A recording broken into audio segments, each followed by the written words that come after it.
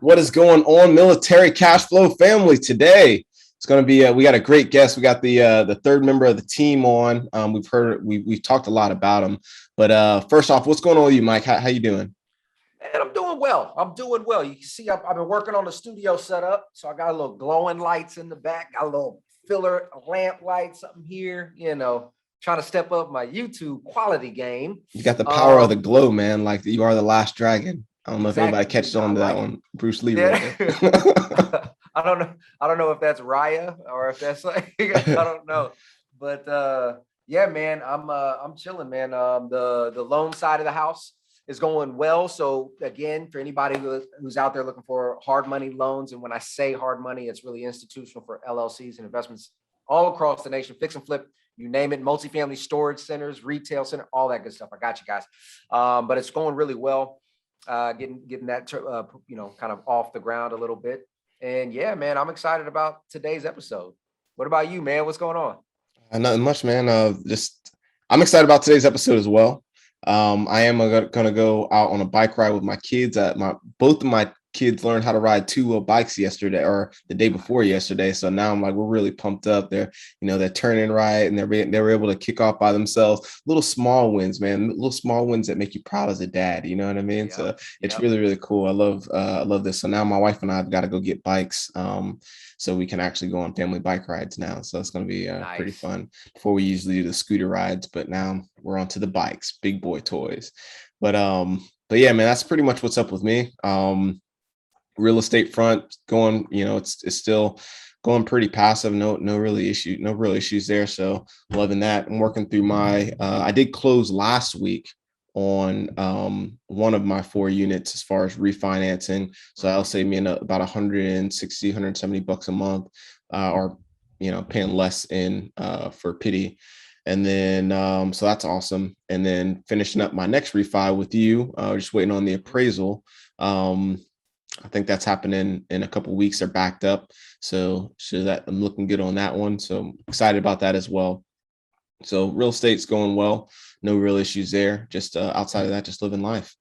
Onto our guest, the man, the myth, the legend, Waseem, with DTL Studios.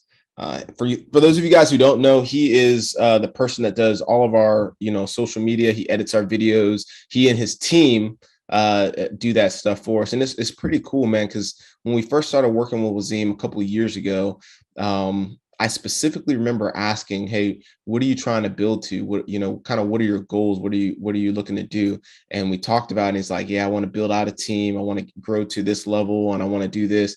And all of those things have started to come to fruition, and it's just so awesome to see, man. Like he's got, I think he said, a 12-man team now, a couple full-time people, and he's just rocking it, dude. He literally did everything that he set out to do, and he's continuing to grow.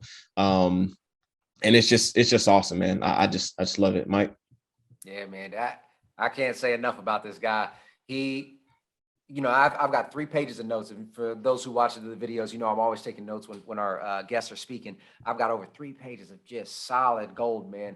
As Dan mentioned, he has a team of 12. He has over 100 clients, and a majority of them are working in that real estate space, right? Real estate investors, agents, and things like that. And when you think about the mindset difference between branding and real estate is so much in the now. Watch my spending. I need the ROI immediately. How quickly can I get the money back out, right? All that good stuff. And he talks about how marketing is the complete opposite. It's how can I invest as much as I can right now for the payout in 5 to 7 years. So it's so insightful to think of it in that manner, because it truly is an investment, but with a different measurable return, or an intangible return, if that makes sense. So, I mean, I can't do the content justice enough, and I'm really excited to dive into this. And we're giving him a call after this anyway. We're going to talk to him more. So without further ado, let's get right to it.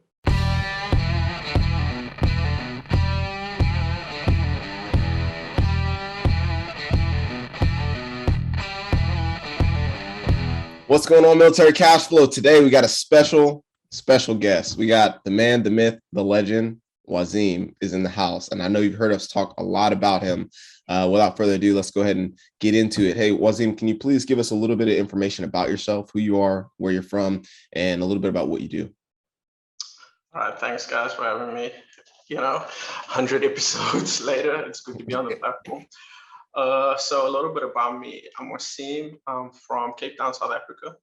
I grew up overseas in Dublin, Ireland, and then when I was 22, came back to Cape Town, and I've been back ever since, apart from like about 9 months in between all of that.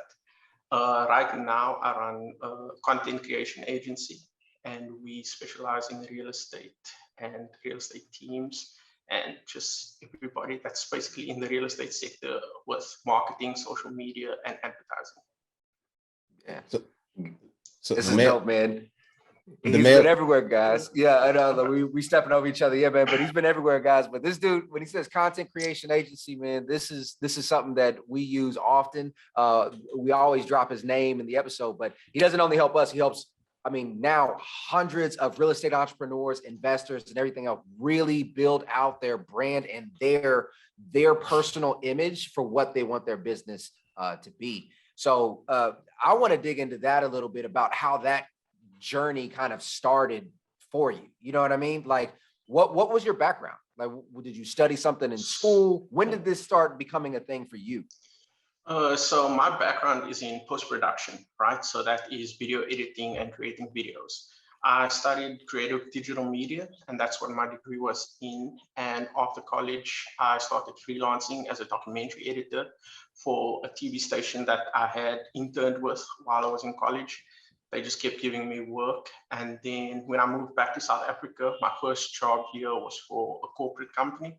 So I was handling clients in the insurance sector and cars. So like Zurich and Jaguar Land Rover. So we would make corporate promos and whatever events they were shooting at the time, we would edit that, kind of make like, promotional videos for them. And then I just continued in the post-production side of things because there's a lot of different things that you can be doing as a post-production artist. It's editing, animating, visual effects, color grading. And I just kept building out my skills as a post-production artist. So then I went on to e-learning, and I worked for e-learning companies, and I worked for like Toyota, Oxford, Cambridge, those kind of creating the online offerings and the videos that they have when you're doing like a virtual degree or an online program with them. And then I just continued on working in post-production, and then I went into advertising. Advertising agency was probably the biggest experience that allowed me to get to where I am today, because that was just non-stop learning. So growing as an artist, the people that I was surrounded by, they were experts in what they were doing, and they weren't afraid necessarily to share the information and the knowledge. They weren't like threatened, because it can be very like that culture of, look, I don't want to share because maybe you could take my job in the future. So when you work with people that are so far ahead of you, they never have that feeling. They're comfortable completely sharing everything with you, sharing all the knowledge. And if you're ready to take it, you can really like accelerate your growth 5, 6, 7, 8 times compared to like just working in a normal environment where everybody's trying to compete. So that was a huge opportunity for me. And that's when I started doing television ads. I started doing digital campaigns for big brands, really started to like experience the world of post-production, where you'd be color grading, visual effects, rotoscoping, like big things, and building out my skill set. And then from there, I left that job to go back to Ireland, because that's where my family and my mom and my siblings were at the time. But unknown to me at the time was that they had revoked my citizenship in Ireland. So when I came there, they wouldn't let me in the country. And the only way they would allow me into the country was if I claimed to be a refugee. And I set up that status. So then they allowed me into the country. But then I was there for about 9 months, just trying to figure out like how I could change the status in the country, because like my parents and my siblings, they're all citizens and everything, and they're living over there. But they wouldn't give me that status. So I just made the decision that I didn't want to stay there, and I was going to have to do something about that. So I left, came back to South Africa, pretty much without a plan or budget, or anything. It was, I cashed out my like retirement account that I had from the agency. I used that for like my first month's rent. And then I was like, all right, well, now we got to make something work. And so I started freelancing every single month, just, trying to get from the start of the month to the end of the month, just pay the bills, just get rent, cool. And I did that for probably about a year, right? So that was 2019. I was just hustling 24/7, trying to get the freelancing business going off. And then probably about December of that year, I had like a conversation with one of my best friends, and it was this, I can't keep doing this because I'm constantly worrying about how I'm going to be able to pay bills at the end of the month, even though this could take off and it could be very lucrative and could build something out of it. It's still super risky, and there's a lot going on, just the mental stress, like of constantly having to worry about that. So then I started applying for jobs.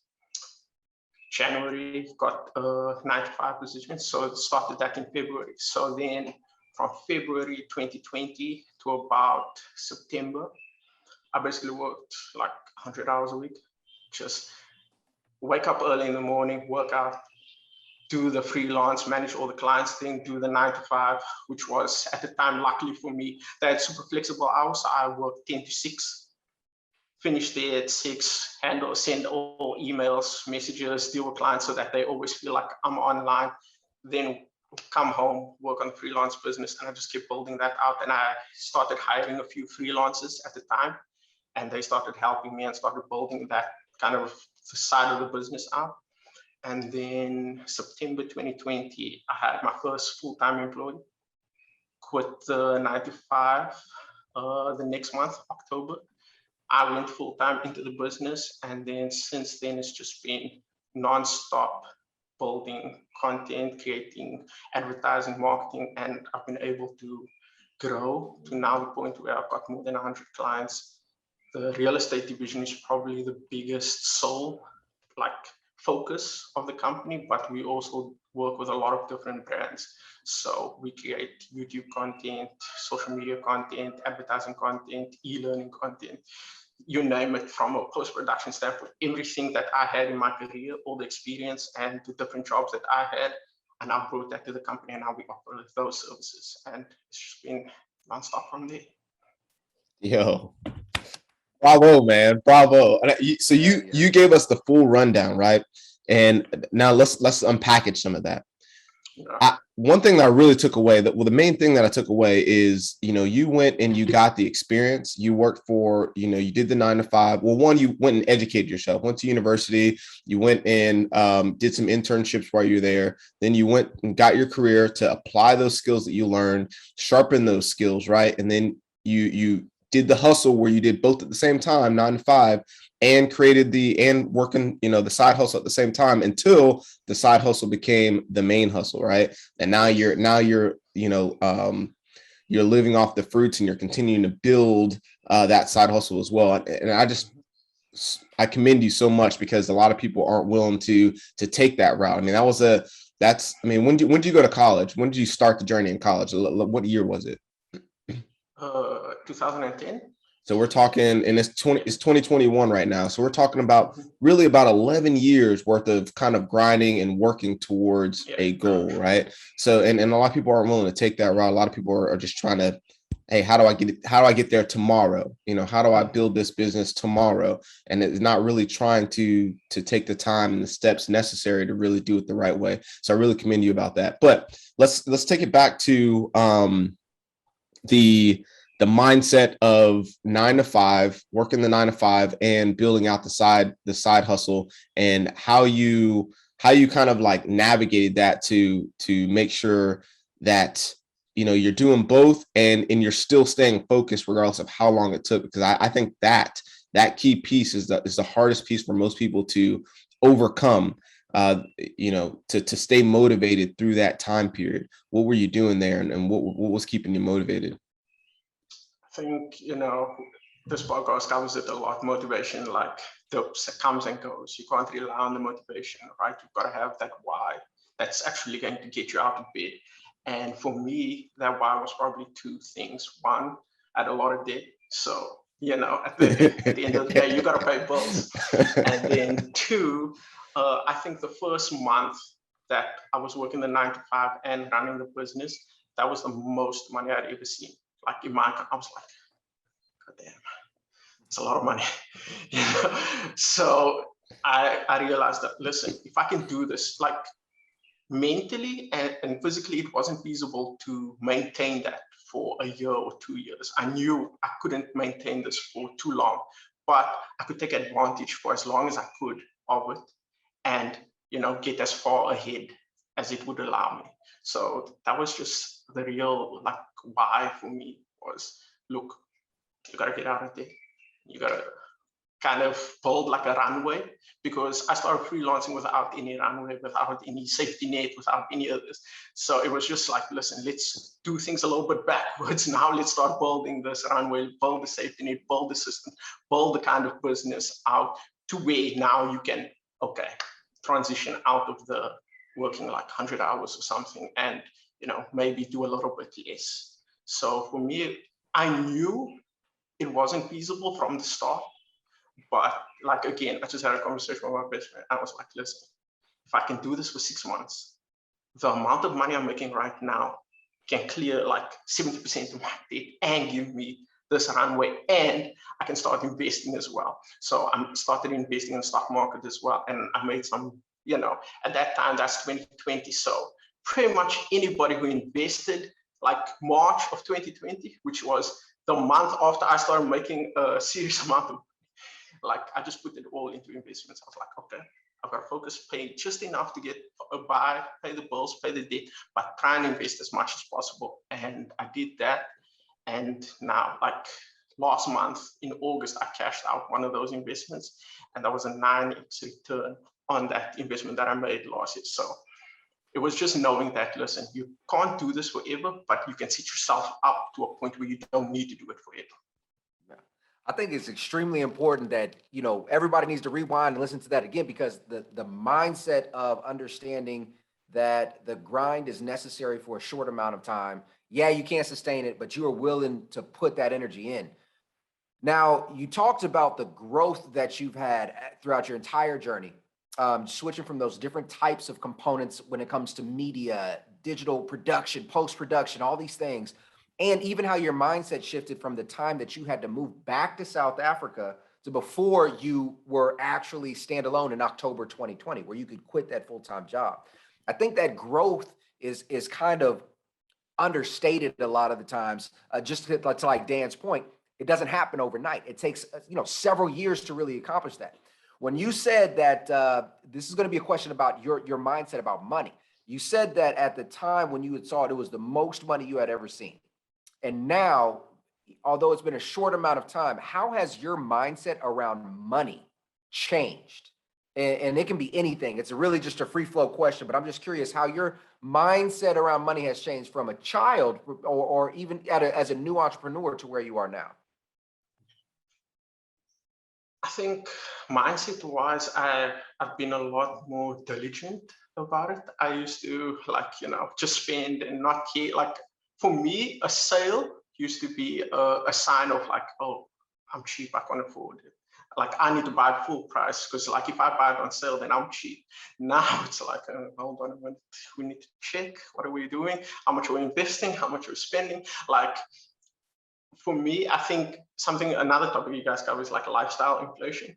Right? Don't inflate your lifestyle. But for me, it was important too. Right? I also think that sometimes you have to, because you have to be able to look around you and see, like, listen, this is where I started, look at where I am now. And if you're not inflating that lifestyle, it can have like negative impact on your mental health, just because you're working like 12, 14 hours a day, 7 days a week, and you're like, what is this for? But if you can take a step back for 5 minutes in the day and just be like, living in a nice place, it helps get through that. So when it comes to money, in terms of me spending it, I've definitely become a lot more diligent about how I do it. But in terms of money, when it comes to the business side of things, I think I've been able to build the business by focusing on value. And so, for example, if a client wanted something done and they only paid for 5 hours, but I knew that it was going to take 7 hours to get this to where it really needed to be. I would just put in that extra time and still build the 5 hours, right? So by not focusing on the money as much upfront, I've now been able to reap the rewards of building that relationship and understanding that people know if you want a certain level of quality, boom, you will get it. And now I've been able to take that reputation and now monetize it. That's perfect. That's perfectly said. But I've actually never heard somebody say that you have to inflate your lifestyle just a little bit in order to make sure that you maintain your mental health. And I actually love that sentiment, because many people don't really understand when you start a hustle, when you start a side hustle, a grind, or whatever it is, everybody is super hyper focused on the money. But like you said, be hyper focused on the value. Your mindset around money will change. You know what I mean? And I love how you was like, yeah, you got to spend a little bit to enjoy it. You ain't out there buying Rolexes and yachts, but you know, it's like, hey, let me get a safe apartment. Let me get some decent food. You know what I mean? So I really like that. Started from the bottom, now we here. Yeah. Like I set a goal for myself because I like watches, right? So I set a goal for myself that at 28 I would buy a certain watch, like a Tissot level watch, 29 like a Tag, and then at 30 I want to be able to afford a Hublot.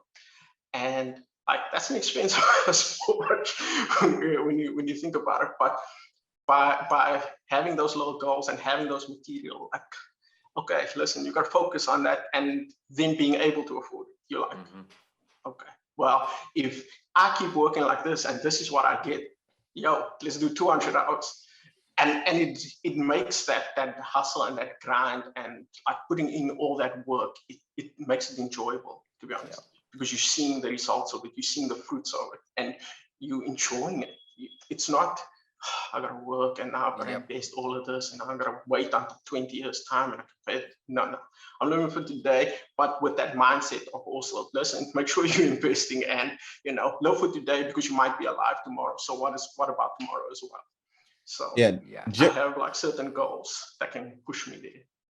So one of my favorite speakers, Jim Rohn, he talks exactly about that, right? They're pretty much like micro goals or micro rewards for certain waypoints along your bigger end goals. So if your large goal is I want 200 doors or something like that, when you get to 25 doors, all right, you can get this mini goal or mini reward for that mini goal, right? And that helps motivate you along, exactly like you're talking about with the Hublot, man. Now that's an expensive watch, dude, but I mean, if that's what's going to motivate you, man, to get to the next level, then go ahead, man. That's awesome. I would say that motivates me because now with the mindset of like you have to invest and you have to ensure that you like building for tomorrow, you've got to get to a point where spending that amount of money on a watch is only a fraction of what you're earning. So in order to earn that much, you've got to put the work in to get there. You've got to make the right decisions. You've got to make the right investments so that you have that amount and you don't have to think about the fact that it's expensive. It's not expensive. It's a fraction of your portfolio. Yeah, I think that's super important, guys, because all right, let's think about everybody who says, damn, should I pay my bills or should I buy like the new Jordans? Should I do this or do that? When you're at that point in time where money has that much impact on you, you're not making enough. But to Waseem's point, at a certain time, when you're making enough money to you be like, yeah, let's get those Jordans. Let's get that watch. That means that you have earned enough that money is almost irrelevant, or that amount is unimpactful in your investment journey and everything else. The reason why you see all of these rich people buying Maseratis, Lamborghinis, big ass yachts or whatever is because they make so much damn money that, matter of fact, they need to because it's a tax write-off. Think about it. You feel me? Like, so now it seems like, no, I got it.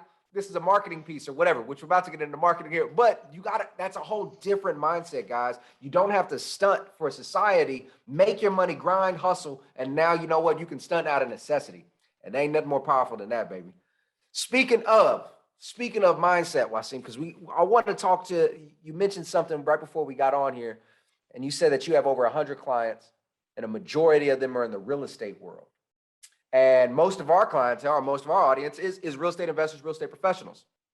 Now, what do you see as being maybe some of the biggest synergies or biggest weak points between a real estate entrepreneur and them trying to build out their social media branding in your world? I think when it comes to marketing and branding, right, every agency knows that the last quarter of the year is when they make the most amount of money. That's because their clients are trying to get rid of their marketing budget, and they're trying to spend it all so that next year they can go to corporate and say, we need more money for marketing, right? So they will burn through their money just to get it away. They don't want to have that money on the books, right? And they'll put it into marketing and branding and invest in the brand of the company. Whereas the real estate mindset is very much focused on, I've got to save as much money as I possibly can. I've got to optimize everything that I do. I've got to maximize everything that I do so that I get a return on it. Whereas marketing and branding is about thinking, building for the future, right? I think if you go to somebody in real estate with the mindset that they have, and you tell them, listen, you've got to start this flip project, and you're going to lose money every single month for the next 6 to 7 years. How about that? Just the mindset already. It's by running the numbers, you're like, this is a terrible deal. Why would I ever even imagine doing this, right? But that is how marketing and branding experts will look at it. They will look at investing over the next 6, 7, 8 years, because when that project is complete, they'll make that return on year 8, and it'll be 100 times what they put in over the last 7 years. And then the next flip they do, it'll be the same 100x return, because they've built up a brand and they've marketed so well that everything they do has that 100x return on it, right? I was listening to an interview of a UFC fighter, and she said, like, she was in the news because 90% of her paycheck she didn't get. And everybody's like, this is crazy. How could she not get paid? She's so well known, right? And then she clarified, and she's like, I'm willing to spend 90% of my paycheck, because that's what it costs to build me up and build me as a brand, as a fighter. Because once I get that championship, that money means nothing. I will hit 20x what it cost me to get here, and every fight after that is a 20x return. Whereas in real estate, we analyze, we look at this deal, we run the numbers. Do the numbers come out positive? Yes, it's a good deal. Do the numbers come out negative? No. I can't lose money. This is a terrible deal. Why would I ever enter into this? And that is what stops a lot of, I would say, people in the real estate mindset and the finance mindset of getting into the branding and marketing game, because it requires a lot of upfront capital and foresight in order to build out something that can then generate a return for you. Somebody in the real estate that I think everybody should maybe, like, if you listen to his videos, right? Ryan Pineda, he made a video probably about 2 months ago where he's like, I work 35 hours a week and I run 7 companies. Sounds pretty decent, like, 35 hours a week with that many companies, that's quite nice. But of the 140 hours that he spends working, 40 hours on content creation for his social media and his YouTube channel that run at a loss. But because that marketing and branding power is behind him, he's able to leverage that, build out these 6 other companies that all make a profit and make enormous returns for him. So marketing and branding is about thinking for the future rather than analyzing and looking with a narrow mindset of just this particular month, this particular deal, this particular focus. We are going to burn through everything and we're going to put everything into it so that we are going to capitalize on it. Like Netflix, Uber, all of these startups, right? You will look at their earnings and they make a loss every quarter. Every quarter they're making a loss. Why? Because they take that money and they spend it more. Because when they do start making a profit, that's 100x return every single time, because they've built up that brand. Uber is now, you don't say, oh, I'm going to take a ride, I'm going to take an Uber. Whether or not you're taking an Uber using Bolt or Lyft or whatever, like, oh yeah, just Uber. That is branding and marketing. That is the power that now when you see Uber, you can leverage that 20 times. So everything they do now, every other venture they undertake, it's a profitable venture because they have that brand behind them. That makes perfect sense. I never really like put much thought into it, right? I mean, I hear it every now and again, especially with Grant Cardone. I think he's a prime example of what you're talking about right now. Because he kind of, people think, he relatively came out of nowhere, but I mean, he was building his business for the longest time, and he was very successful at building his business. But it wasn't until I think he even said it, he started spending like $1 million. He was spending like all of his money basically on marketing and getting his brand out there, right? That after doing that for a couple of years, it just exploded. And now whatever he touches, he's got the Midas touch right now. Whatever he touches now is pretty much gold, because his name is associated with real estate and wealth, right? So I never really thought about it like that, and how long it takes to. I mean, it does take a long time and a lot of energy and money into those marketing efforts to really realize that return. But once it's there, and once it's established, it's pretty much over from there. And that's extremely, extremely interesting. I never really thought about that. I never really thought about it like that. That's pretty cool. Yeah, because I would say, no, go ahead, Waseem. I would say, if you think about it like this, right? If you see a Coca-Cola ad, right, at the World Cup or Olympics or whatever, that ad costs them money, costs them crazy amounts. But it's not so that when you see that on the TV, you immediately go and buy Coca-Cola. It's so that the next time you are thinking about buying a drink, you already associate, okay, this is the brand that I'm going for because this is the brand that I know. It's about knowing that in future, we are going to get a return on this investment, not at the rate that we can measure it right now, but we'll be able to measure it in the future. And that's the hard part, not knowing when. Yeah. Yeah. Because I will tell you guys, we preach this all the time in real estate, regardless if you're an investor or an agent, you want to be top of mind, which sounds exactly like what they're doing. Coca-Cola wants to be top of mind. As soon as you think drink, you associate it with Coca-Cola. It's the same thing in real estate. As soon as somebody thinks, I want to sell my house, damn, I'm hoping they call in Mike. I'm hoping they call in Dan, right? So it makes perfect sense. But I guess, all right, so now I understand marketing on a corporate level, on a high level, because we're talking about Ryan Pineda, right? He's got 7 fucking companies. We got Grant Cardone. I mean, he owns half the world type of thing, right? What can a beginner investor or a wholesaler or an agent who's either just now starting or they don't intend to explode in 7 years. They just want to make sure that they're doing 10, 20 deals a year for the next 5 years. What's the number one thing they should focus on when building out a brand? It's not about how big or small you are. It's about that same mindset. You can't be small and have a small mindset. You can be small, but you still got to have that mindset of a big company. And you got to approach it the same way. That, listen, my marketing and my branding are going to pay off. I have to invest in it so that I get this payoff later. The amount that you invest is what differs between being big, medium, or small. But the mindset does not differ. You have to approach branding first, marketing first, so that you have the name, right?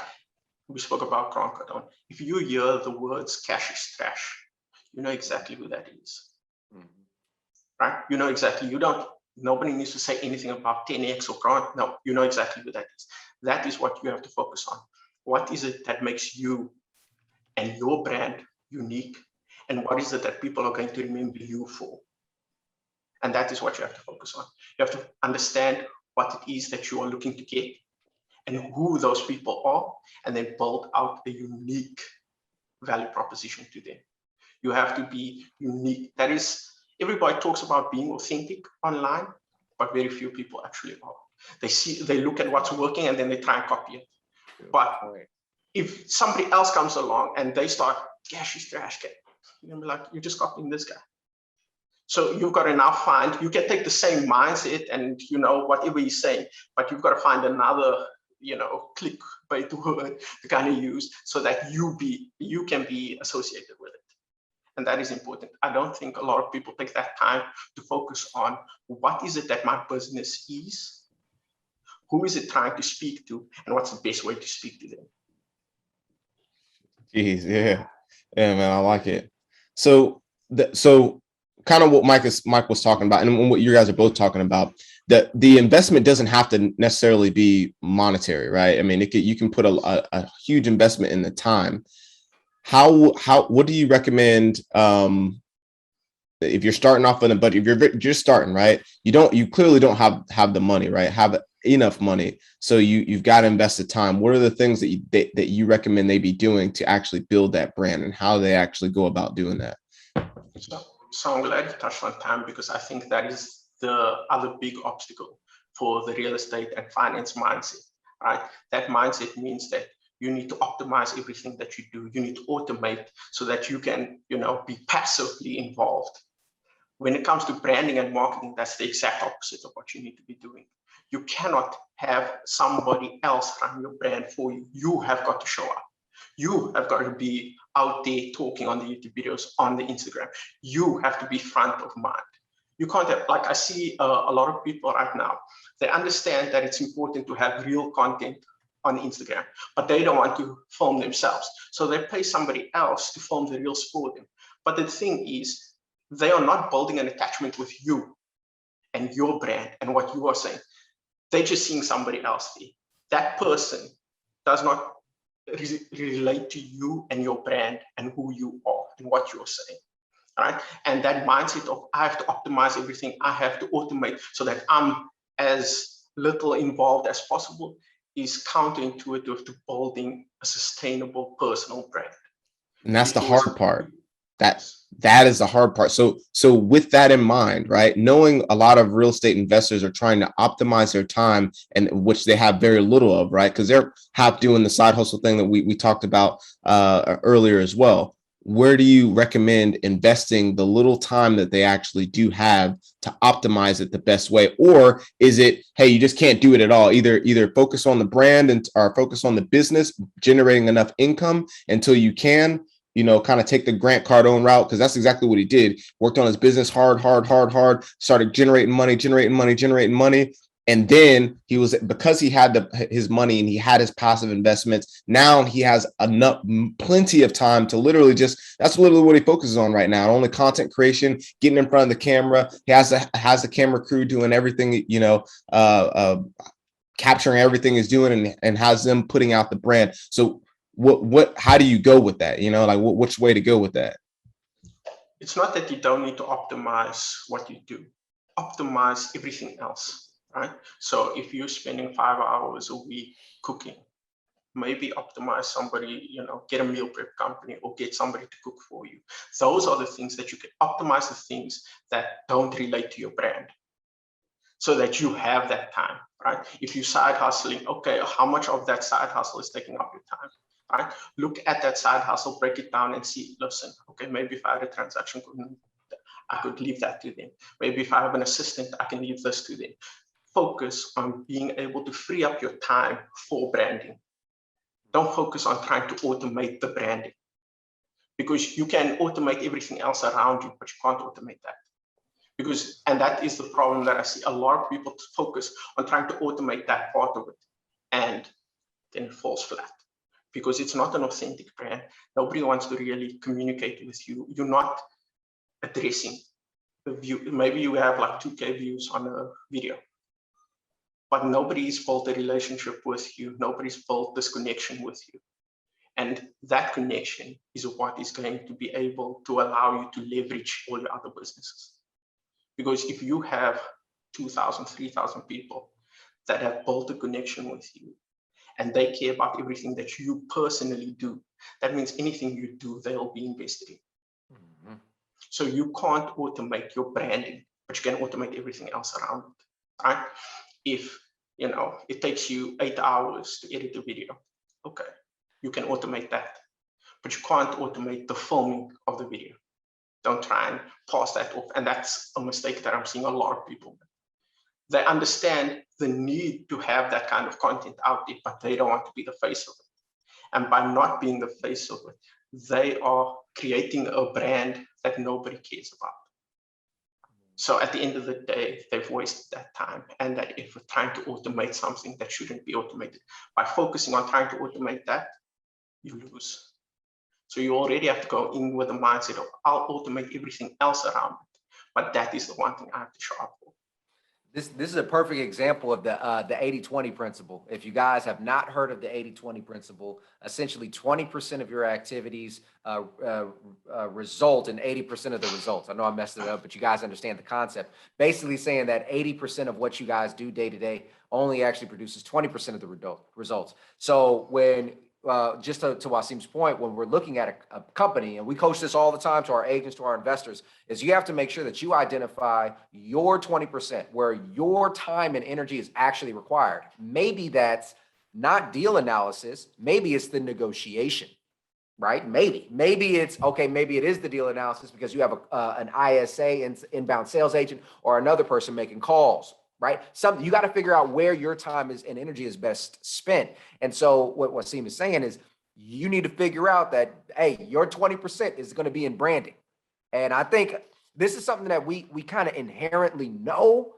But I mean, guys, I'm going to be honest, be transparent. Waseem shits on us all the time. He's like, Mike, Dan, do this. And we're like, yeah, no, man, but it's automated. Right? And this is something that we struggle with. Like, we know it. And I think this is even refreshing for us because now this is going to air and we can't say we didn't hear it because we got proof. But this is good stuff, guys. Keep that in mind, man. You got to identify your 20% for sure.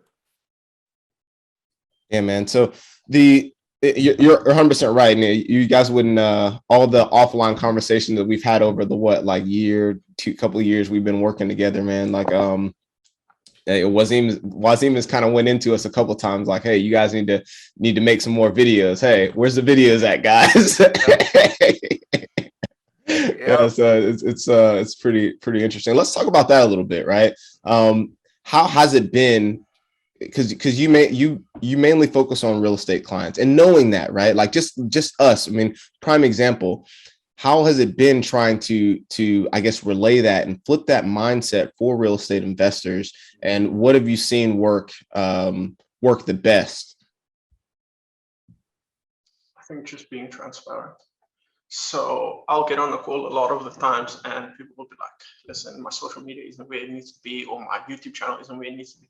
I want like 10,000 subscribers and this amount. And I'm like, no, I'm sorry, but that's not going to happen for you. You are not currently putting in the amount of time and effort in order to get there. And until such a time that you can put that time and effort in, you're not going to get that result. So by being super upfront about it, it's like, what do you want? If you want this result, this is what it's going to take. If not, it's not going to happen. Well, Waseem, I think. No, go ahead. I'm sorry. I didn't mean to cut you off. Go ahead. No, go ahead. But can I just buy 10,000 subscribers? Can I just buy some likes and some shares and stuff like that? What's wrong with that, man? Why can't I do this thing? I mean, everybody else is doing it, right? Like they post pictures and they have 20,000 subscribers and one like. I mean, what's wrong with that?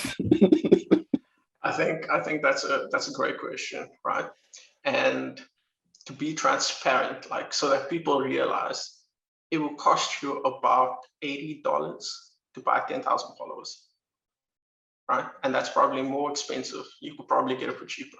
And the reason you don't want to do that is you have built no audience. You have built no connection with anybody that cares about what you do. So every time you've got 10,000 followers on Instagram, now you launch a YouTube channel and then you have 0 views on your YouTube channel. That's because nobody cares about it, right? Trying to buy your way to the top is never going to work. And what I don't think a lot of people understand is that these platforms are governed by algorithms. The algorithm understands that you bought your followers. So it already knows that you don't have the engagement to support the numbers that you are showing. Therefore, even those 10 people that do follow you that are real won't even see your content. So there's no value. I say this a lot, in trying to game the system, they play themselves, because now the system's working against them. It literally works against you now that you did this. You said it, but in trying to game the system, you play yourself. Unfortunately, right? And that is why a lot of these platforms, if you look at YouTube, they don't just count views, they also look at watch hours. Now you can fake the views, you can't fake the watch hours. And that is what actually produces the income and the revenue for you. So you can have a video with 100,000 views. If people watch 1 second of that, which is how these bots operate, it's 1 second of the video, it's 10 minutes of views. Like nobody cares. You're not going to make a cent off of that, right? So building up an authentic presence online, yes, it takes a lot of time, a lot of effort, a lot of money, but that is how you gain real leverage. Right? Nice. If you look at any of these like celebrities or big time influencers, everything they do now has a certain value to it because they spent that time building up their core base, and those people will support them no matter what they do. And that is when you truly have the freedom to go about and do anything you want. You want to promote your favorite charity, boom. There's 100,000 people that are going to donate to that charity simply because you want to promote it. You want to start a YouTube channel or a podcast or a company, whatever. There's 100,000 people that are now going to support you because you've built up an authentic relationship with them. And that, I think, is something that gets lost for a lot of people because they get stuck on the numbers. Now, Instagram used to have the swipe up, and you needed 10K followers in order to get that swipe up feature, right? So anybody who wanted to have a shop on Instagram or a brand that sells something, they just bought the 10K followers. But now the whole purpose of your brand is to sell something, for people to see it, your product, and then buy that product. But because you bought 10,000 followers, nobody sees that product. So now you've just wasted the money. But now, not only have you wasted the money, but you've damaged your reputation. So now you've got to start over. You have to understand that these algorithms update every day. And they make big changes that, without you knowing, affects you consistently, right? There's a big change that's happening right now on Instagram, for example, where they are playing ads on IGTV, right? Now, in the next month, a lot of people are going to start complaining about being shadow banned and being like censored and demonetized or whatever. But the fact is the algorithm is now going to start favoring longer form content. So if you are still doing the same thing that you've been doing for the last year and making short 30-second reels, that content is now going to be shown to less people. It's not personal. It's an algorithmic choice. And by not understanding that that is what governs the results that you get, you run into these issues where people feel like they have to fake it. Now they have to go buy followers, and these like coaches and gurus and whoever else will now prey on that and tell you, listen, you've lost this much of your audience. We can get it back for you. But if you educated and you understand and you know what's happening in the background, you can always play to the strengths and what the algorithm requires of you. I think that's extremely important, guys, because, you know, we always talk about understanding the rules, the foundation, how things work, so you learn how to navigate it, right? And that's exactly what Waseem is talking about. Once you understand the algorithm, it's like, all right, cool. Now you know what I can optimize? I can optimize my content because I know what the algorithm is saying. I know who's engaging with me. I know what my audience wants to see. So now instead of making 1,000 videos, I make 100 videos specific to my audience. Right now, you've just optimized it there, but you have to know it in order to do that. And to Waseem's point here, you know, think about if you slowly build to 10,000, 20,000, 30, 40, 50, all the way to 100. And let's just say that's a solid following. And everything you produce now, at least 1% of your following engages or buys or anything like that. Just 1%. Guys, we struggle for 1% conversion on yellow letters, right? Or direct mails or cold calls. Our 1% conversion is like, please, can I have it? If we can get 1% on Instagram or on social media and we sold something for $500 a piece, if we have 10,000 followers, that's 100 people that bought 500, that's $500,000.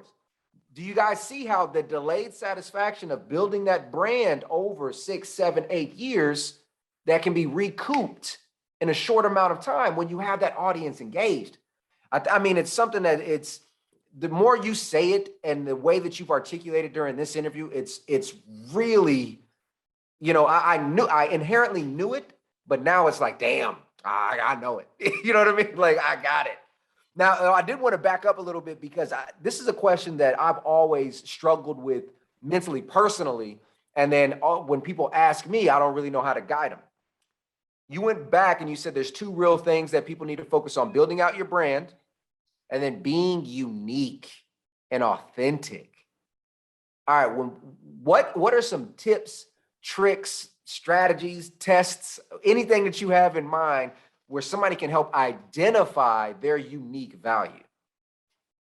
I think understanding that you have to approach this from a business perspective, right?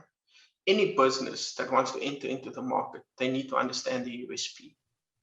They need to understand what makes their business unique to their target audience, right? And until such time that they have that identified, they don't have a valuable proposition in a business sense. And that is how people need to approach their personal brand as well. Until such a time that you have something valuable to add to the conversation, you don't have a brand. So the best thing that you could do to build your brand is to focus on what is going to make you successful, right? There are so many people, they put their head down 3-4 years building out their brand, building out their company, whatever is going to make them successful. Then they only start talking about it, right? You see this a lot like in fitness.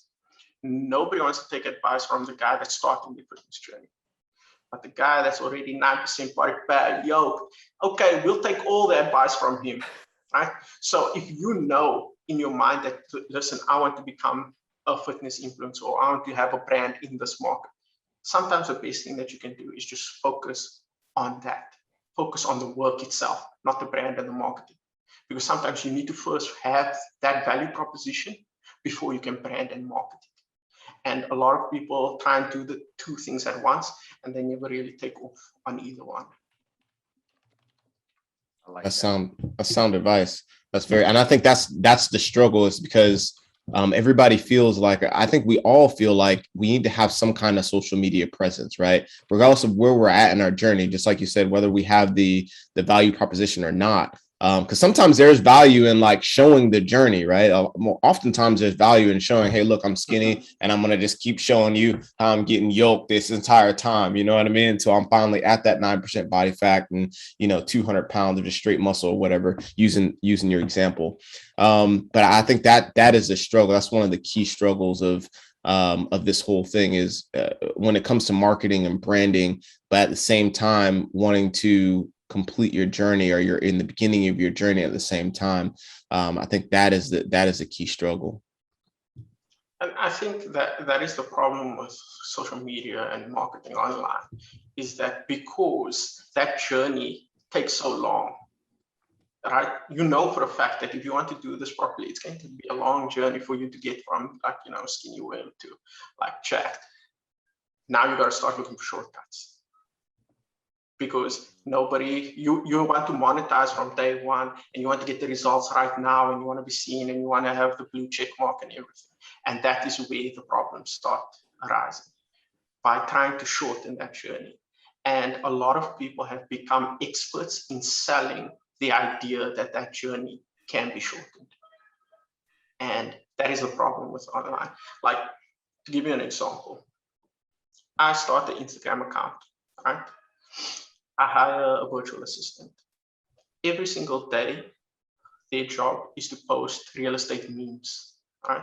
Everybody loves memes. They're going to engage with it. They love the content. Every single day, 3 times a day for the next year. At the end of the year, I've got maybe 100,000 people following the account. They love this content that I'm putting out. It's a real audience. It's an engaged audience. It's a niche audience. They're all real estate. They love the memes. Year 2, every third post now, instead of just posting memes, every third post is an informational post from me personally. Right? Now I start building out my own authority. I start adding in a few snippets here, so that the people that are liking the memes, they're also seeing this content, and they understand, oh, this is the person behind the account. Right?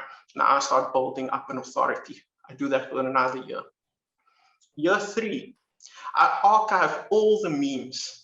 I've built up now, probably say 400,000. I've built up an engaged audience in a niche specific to the one that I want to be in. And now, because of every third post that you did for the last year, I have a track record of posting content and showing that I've done this and I've built this. Year 3, now instead of posting memes, every post is about me and my journey. All of a sudden, oh, listen, You look how I grew my following in a year.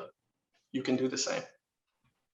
Here's my course on how to do it, right? And it's when you don't know that the long game, some people will take that long con because they know they can monetize that. Again, that branding and that marketing. They already know that, listen, by year 3, I'm going to have an engaged, massive audience that I can now monetize, and I can use the success and monetize that as well.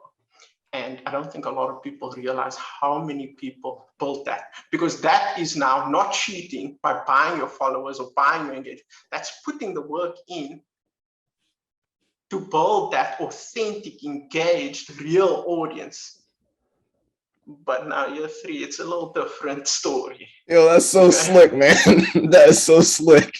And it's crazy you say that, because I've been seeing a lot of that lately. Like I followed people, about a year ago, and I literally see exactly that, where it was just memes at one point, or it was just like small posts at one point. And now I'm starting to see like a random dude in there, like, bro, who are you? That's crazy. Yeah. It's funny you say that, because now that you said it and articulated that way, in the real estate community, if you guys aren't following him already, there's one called Actually Agents. And then there's another one called Mortgage Memes. Same damn thing, guys. They're just putting memes in. It's great content. I mean, I follow them. I love it, right? But it's like when you pull the veil back, you can now start to see things that you didn't know existed before, right? It's like the truth is here, right? But damn, if I start doing memes, y'all don't judge me, all right? Slick stuff. Hey man, so we're starting to wrap up a little bit. And I love, we didn't really talk too much about the intricacies of your business and how you really built it. We really talked a lot about the mindset and the importance of marketing, which I love. It's a great conversation. But I want to kind of bring it back to, how give some people some like action steps to possibly building out something similar. I mean, we didn't even touch on like, hey, you got how many full-time employees? Like 5 full-time employees and like a bunch of part-time employees. Like you have a legit business now. Total team is now at 12 by the 1st of October. A legit business with hundreds of clients, right? And we didn't really talk about the intricacies of that. Maybe we'll have to do that, in another episode, bring you back on. But let's say someone out there is trying to, let's say we got some service members that want to kind of dabble in this space and possibly bring in some additional income, because this show is about cash flow, right? Military cash flow and how you can supplement your income, right? Or there's maybe we got some military spouses out there that are interested and then love taking videos and stuff like that and editing videos. Can you give us some advice or some quick action steps on how someone can do what you've created? I think it's going to be a little hard for me to give that advice, knowing that I didn't follow it, right? So for me, I approached it from the mindset of, I'm not a salesman, I'm a manufacturer, right? And I only focused, instead of focusing on providing like sales and getting more clients, I focused on building out something that provides extreme value for my clients, right? So by the time that you get to me, you've already been told, okay, this is the person that you should be working with, right? So I don't need to actually focus on sales and getting more clients. If you think about it like this, in using a car analogy, right? I think a lot of people online, they're like car salesmen, trying to get you in the door, and then, okay, you came here looking for a Toyota. Now they're going to try and upsell you with this deluxe package and this insurance and this and like continuously upsell to get the most out of you as possible, right? My approach has been that I'm just going to build the best car ever, so that when you decide that you want the best driving experience, like a Porsche, for example, all you need is to have made the decision that you want this experience. Now my job is to deliver on that experience, to make sure that you get the best car and the best driving experience possible. That builds your loyalty to the Porsche brand. Now you go out and tell everybody, listen, you gotta get a Porsche. Yeah. Best decision I've ever made in my life was getting a Porsche. You need one too. So I never had to focus on sales and like upselling and trying to get people in through the door and lead generation and marketing.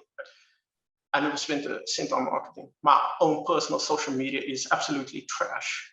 Your previous guest, episode 101 last week absolutely tore me a new one about that. I never focused on my own social media. I just focused on providing value. And by providing that value, I've been able to build a business. Right? I love it, man. By focusing on being the manufacturer, that automatically gave me a different subset of clients and a way of doing business. But I don't think that everybody can go down that route. So basically, Lamborghini doesn't market, right? And there's a reason for that, because they don't need to. Everybody knows like Lamborghini is that dude. So Waseem is the Lamborghini essentially, right? Let's say Porsche.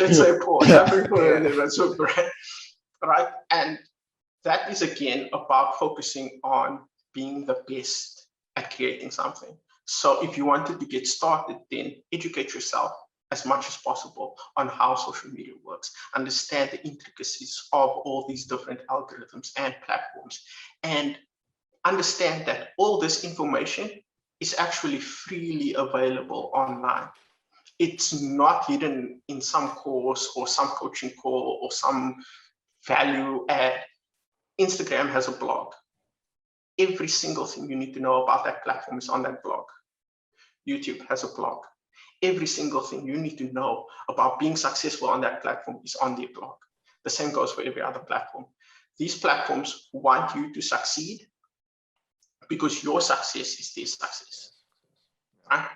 They want people to continuously come back to YouTube. So they want good creators creating great content on the platform that understand how the platform works and gives the platform what they want. It's not hidden in some course.